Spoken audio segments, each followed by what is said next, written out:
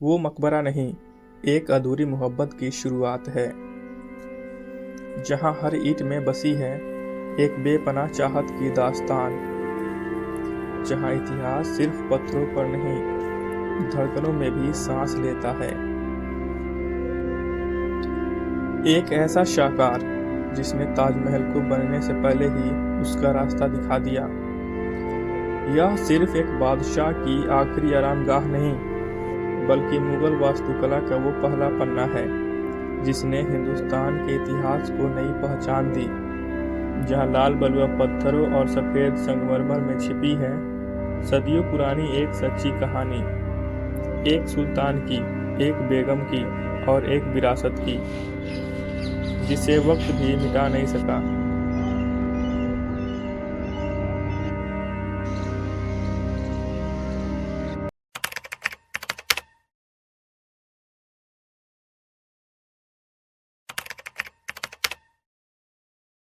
गाड़ी संख्या 14010 चंपारण सत्याग्रह एक्सप्रेस जो अनंत विहार से चल के गोरखपुर से कप्तानगंज, बगहा, हरिनगर, नरकटियागंज, बेतिया, सुगौली के रास्ते बापू धाम मोतिहारी को जाएगी, प्लेटफॉर्म नंबर 5 पर आ रही है। यात्रीगण के प्रधान में गाड़ी संख्या 14010 चंपारण सत्याग्रह एक्सप्रेस जो अनंत विहार से चल के गोरखपुर।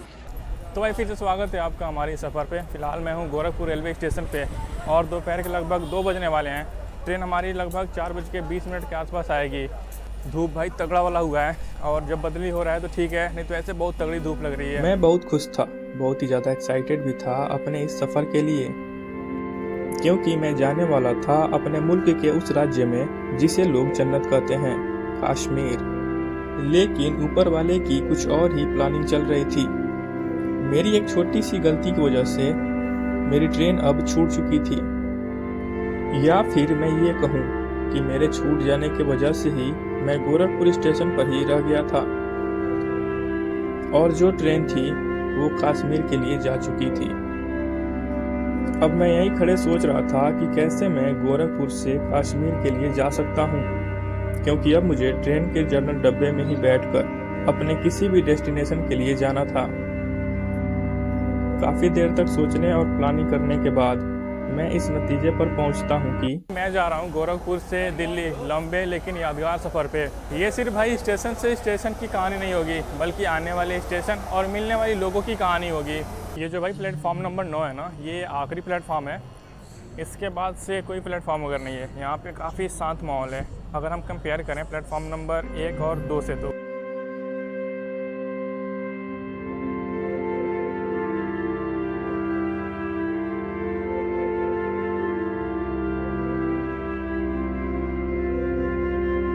तो भाई फाइनली हमारी ट्रेन आ गई है।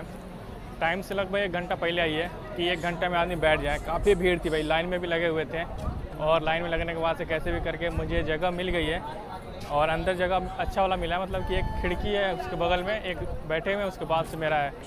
और अभी भी ऐसे कुछ भीड़ है भाई स्टेशन पे, ट्रेन देखे भाई तो मज़ा आएगा। काफ़ी अंदर उमस हो रहा है और चल के देखते हैं कहाँ तक जा पाते हैं अभी इस गर्मी में। और भाई ट्रेन का नंबर है 12-5-55। यहाँ से चलती है गोरखपुर से, फिर से गोंडा, बाराबंकी, कानपुर होते हुए चली जाती है दिल्ली। दिल्ली से शायद वहाँ तक जाती है, क्या बोलते हैं, भटिंडा तक। तो दिल्ली में जाके लगभग खाली हो जाएगी ट्रेन, पर यहाँ पे तो पूरी भरी हुई है। और भाई बिना अनाउंसमेंट के ट्रेन चली आई। धूप हो रहा है काफ़ी तगड़ा वाला, कभी कभी बदली हो जा रहा है, बारिश वाला मौसम हो जा रहा है, तो मौसम का भी कुछ पता नहीं चल रहा है।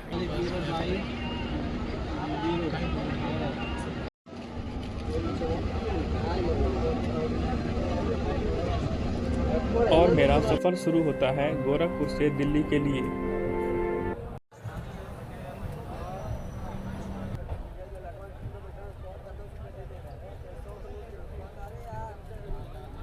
भाई गोरखपुर से दिल्ली की दूरी ना लगभग 800 किलोमीटर है और यहाँ से कई सारी ट्रेनें चलती हैं, जैसे कि राजधानी, वैशाली, ऐसे करके कई सारी ट्रेनें चलती हैं। भाई अंदर में ना काफ़ी तगड़ा वाला गर्मी पड़ रहा है अभी।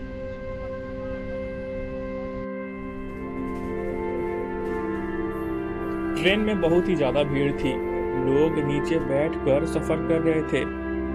मुझे तो फिर भी सीट मिल गई थी।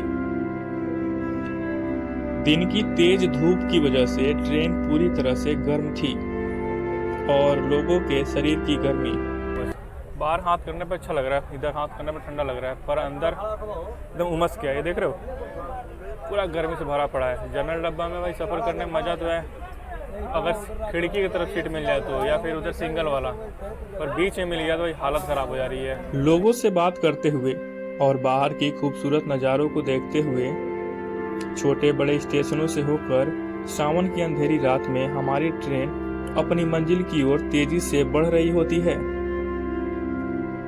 रास्तों में कुछ मुश्किलें आती हैं, लेकिन कैसे भी पूरी रात सफर करने के बाद चाय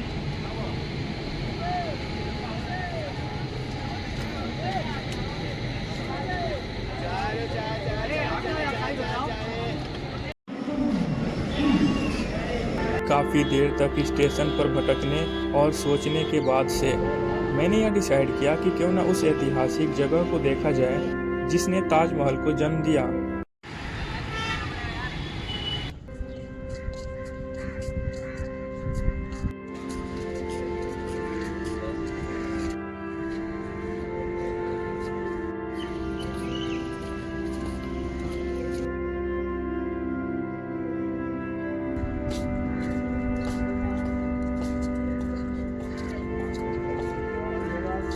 जब मैं पहली बार उस ऐतिहासिक दरवाजे के पास पहुंचा तो मुझे अंदाजा नहीं था कि ये गेट मुझे वक्त के उस दौर में ले जाएगा जहां मुगल शान, मोहब्बत और विरासत की झलक बस आंखों से नहीं दिल से महसूस होती है। उस गेट से जैसे ही मेरी नज़र उस मकबरे पर पड़ी, एक पल के लिए मैं ठहर गया। वो नज़ारा, वो गहराई, वो संतुलन, लगा जैसे सामने ताजमहल खड़ा हो। धूप में नहाया हुआ सफेद गुंबद और उसके पीछे नीला आसमान। आसपास के लोग जैसे उसमें खो गए थे। कोई तस्वीर ले रहा था तो कोई सिर्फ खामोशी से देख रहा था। कुछ लोग अंदर जा रहे थे और कुछ उस खूबसूरती को अपनी आंखों में कैद करके लौट रहे थे। सड़क एकदम लाल मिट्टी सी, जैसे इतिहास की कोई धूल जमी हो। बीच से एक पतली नाली गुजर रही थी, शायद पानी के बहाव के लिए बनी थी। उसके दोनों ओर छोटे छोटे हरे पौधे थे और कुछ ऊंचे अशोक के पेड़।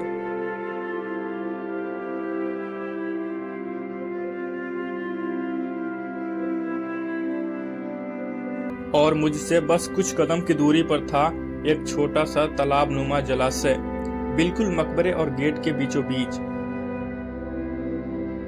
उस तालाब में एक शानदार फवारा था जो अब भी पूरी तरह से काम कर रहा था। पानी की बूंदें हवा में उठती और सूरज की रोशनी से मोती जैसी चमकने लगती। हुमायूं का मकबरा भारत का पहला बागीचे वाला मकबरा है। ये वही स्थापत्य है जिसने ताजमहल को जन्म दी थी। 1547 में हुमायूं की बेगम हमीदा बानो ने इसे बनवाया, एक याद के तौर पर, एक मोहब्बत के निशानी के रूप में। और जब मैं उस गेट से उसे देख रहा था तो लगा कि मोहब्बत की निशान सिर्फ ताजमहल तक सीमित नहीं, वो यहाँ भी है।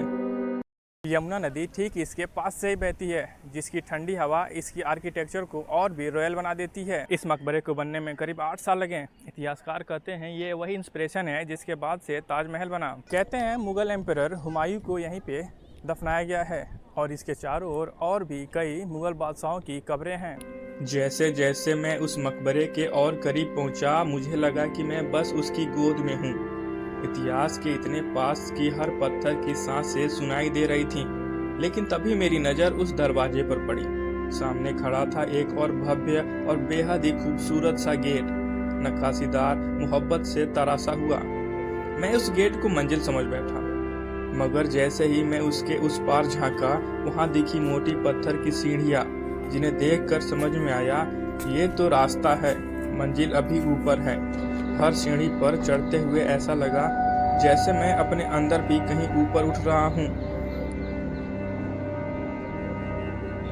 और जब ऊपर पहुंचा तो सामने था वो नजारा।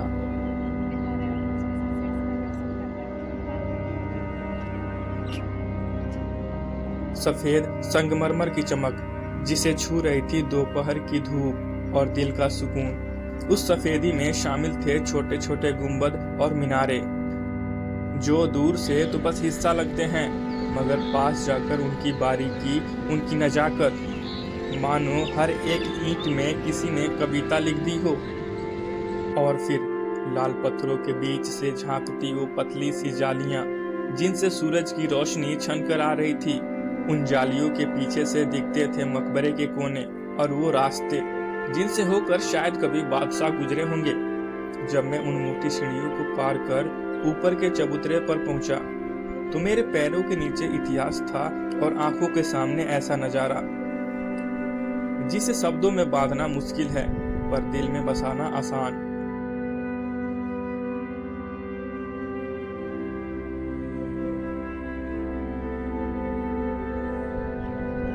ऊंचे गुंबद, इंट्रिकेट जाली, पर्शियन स्टाइल गार्डन और सब कुछ इतनी खामोशी से खड़ा है जैसे किसी राजा को सेंचुरी में छुपा के रखा हो। यहीं पास में निजामुद्दीन दरगाह है जहां हर जुमेरात को कव्वाली होती है, जो कि एक स्पिरिचुअल वाइब को क्रिएट करता है। कुछ लोग इतिहास को कैमरे में कैद कर रहे थे तो कुछ अपनी यादों में बचाने की कोशिश।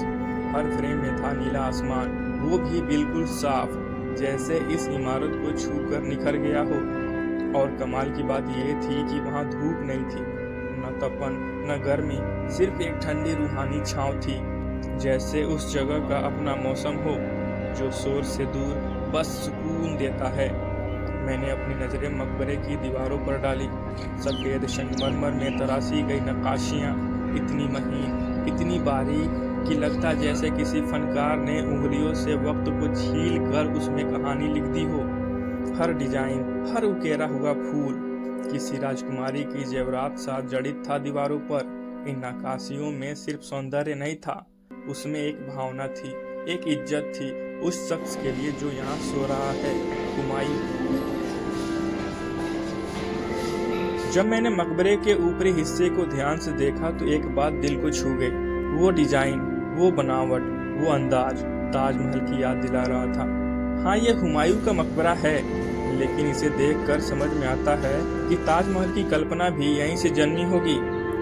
गुंबद की गोलाई, चारों ओर के साज सज्जा, लाल पत्थरों के बीच उभरा सफेद संगमरमर, सब कुछ बिल्कुल ताजमहल जैसा ही। ठीक बीचों बीच में रखा गया है हुमायूं का असली मकबरा, संगमरमर का बना हुआ, बिल्कुल सीधा, सरल और फिर भी राजसी। उस पर खुदी हुई उर्दू की आयतें, कुछ कुरान की, कुछ दुआ की और कुछ शायद उस सुल्तान की तारीफ में जो हार के बाद भी इतिहास में अमर रहा। मैंने नजरें उठाई तो ऊपर दिखा भव्य गोल गुंबद, जो अंदर से भी उतना ही भव्य और सुंदर है जितना बाहर से। गुंबद के भीतर की सतह पर की गई बारीक नक्काशियां जैसे किसी सूफी संत ने बैठकर रचा हो।